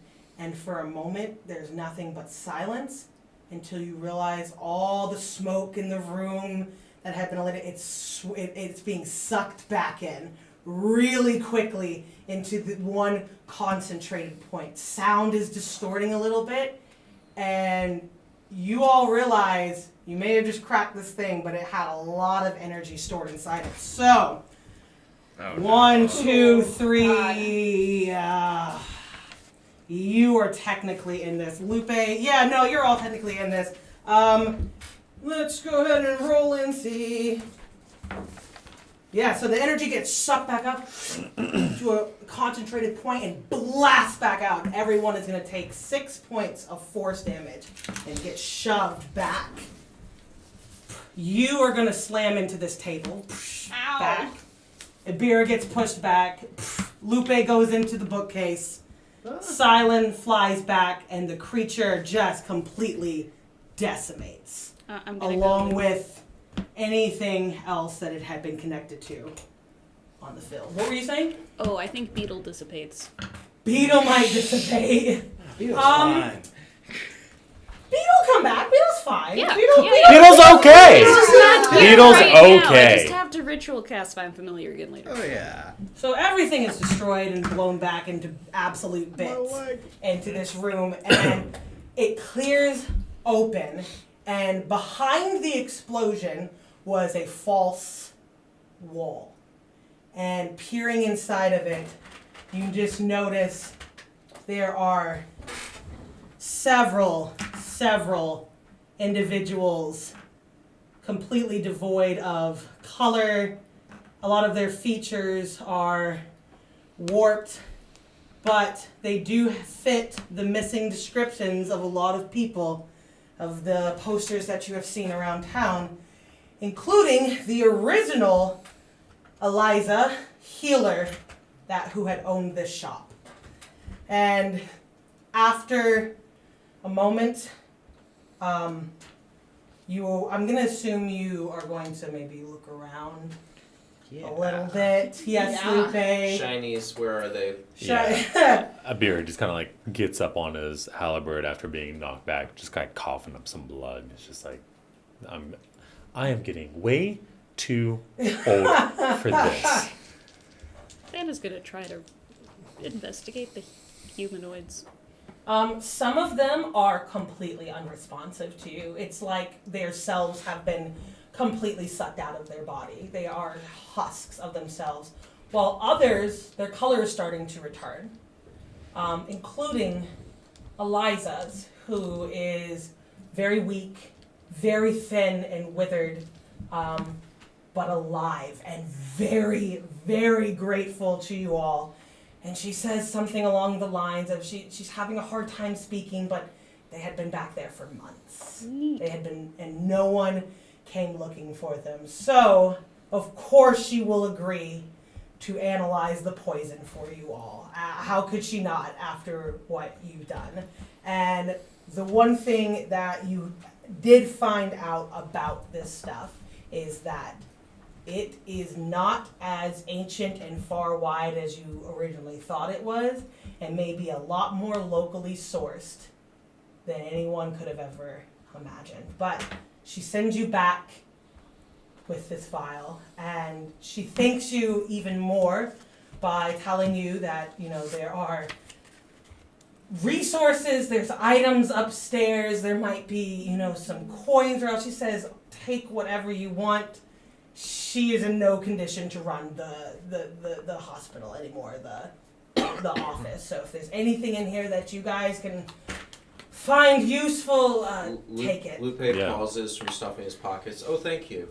Yeah, we'll do a search around, see if there's any any useful items lying around upstairs from some people who came in here sick and maybe didn't make it.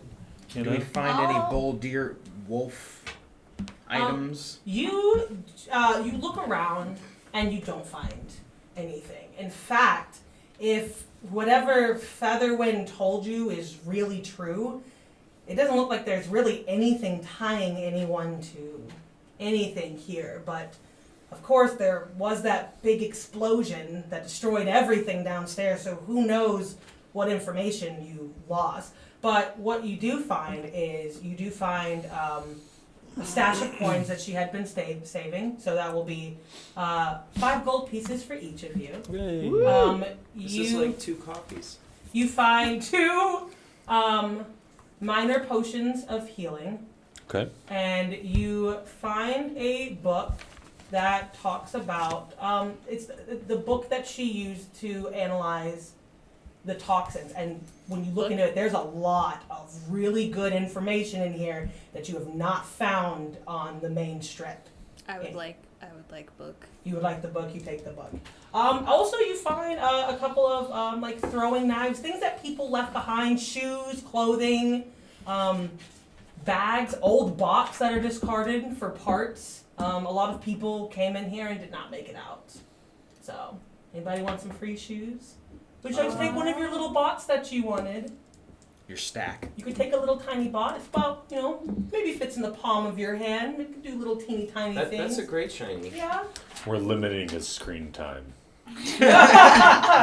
Vanna thinks it's a great idea and also attempts to take one. Is everyone taking a tiny bot? Abir says no. Gross. I'm taking one of the minor healing potions then, if you guys are focused on the bots. Take the potions. Yeah. But that's about all she has to offer you guys. But you do have the talk. You have what she believes to at least slow down his symptoms, help with the pain, something. It'll better than nothing. So you all head back to the tavern. It's been a very long day. Before we leave, I Oh, want to yeah. give her a healing word so that she feels a Aw. little bit better. I'd also like to ask her, since she's the only healer, what's going to happen to the lower ring if she's out of commission? She kind of just shrugs. I think you know what will happen to these people. But I look at me and she kind of shows her hands and they're shaking and she's like, I can't. What am I? I'm useless. The thing broke our mind. It took everything. I can't. Tell Charlemagne I'm done. Tell her I'm done. Okay. And with that somber message, anyone else wanted to do anything before we left? We good? Everyone got their bots? She got 6 points of healing. She did. And she takes your hand and her hand and she holds it and she just, you're a kind girl. So anybody who was still very unconscious, I've cast Spare the Dying on. Or whatever that was. Yeah. Good Yeah. cantrip. Yeah, Spare the Dying. Yeah. Maybe we can make it Probably more help. I think, honestly, the best thing that you can do for these people, and maybe the only thing you can do, is tell the guard. That's all you can really do. It's kind of out of your hands what happens to them from here on out. Plus, you kind of don't want to get your names sewn onto as like, oh, this was our fault, the explosion and all the dead people. So you head back towards the tavern and you push open the iron heavy doors and you are met again with the familiar sight of the Eileen Brothers Tavern. It is packed, it is busy, and you have a familiar face sitting at the bar. Featherwind waves to you all. He is just so excited that you're still alive. And he raises a drink and salute, and he's like, my saviors! Come and join me. And Charlemagne has a feeling in the back of her head, and she turns to you, and she's like, I don't know where you're getting this hand raised thing from. Oh, sorry, But that was. I'm... Sorry, that wasn't Lupe. That was. that was... I can't tell We're what teaching him manners. Trained him. Very good. In She hands game you a and cookie in life. because it was very good, Lupe. Very good. Thank you. I sleight of hand to steal a beer. Charlemagne absolutely notices that you're doing it, but it's free anyway. But no, see how well you. That'll be a 19.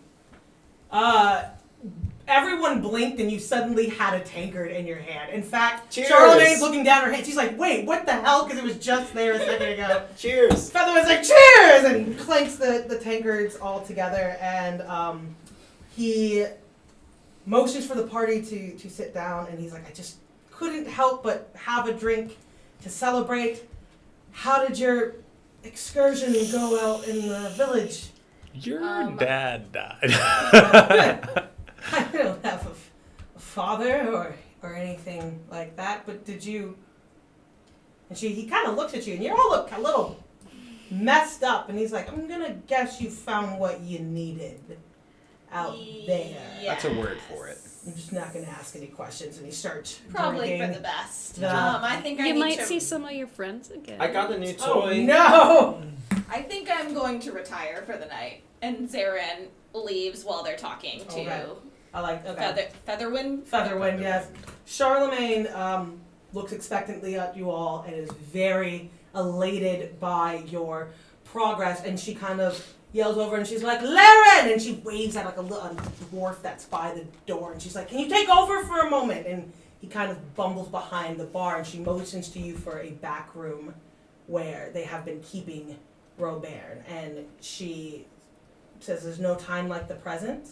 and injects the serum directly into his body. And it's not necessarily like an instant relief, but you do see for the first time that his features are relaxed. And you are proud, and she is elated, and she's like, well, I guess I owe you all some gold. And right as she says that, there's a large boom that shakes the very core of the tavern, and you hear screaming, and you hear people running, and things are being thrown, and next thing you know, the crowds in the bar are emptying out, and the sky has been enveloped in these dark red plumes.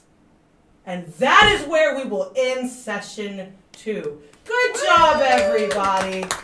Nobody died except for those that did. Join us January 15th at 7 p.m. EST. And don't forget, your parents are probably proud of you. Asterisk. Probably. Asterisk. That is not Unless they are. Results may vary. All right, everybody just yell goodbye. Bye, friends!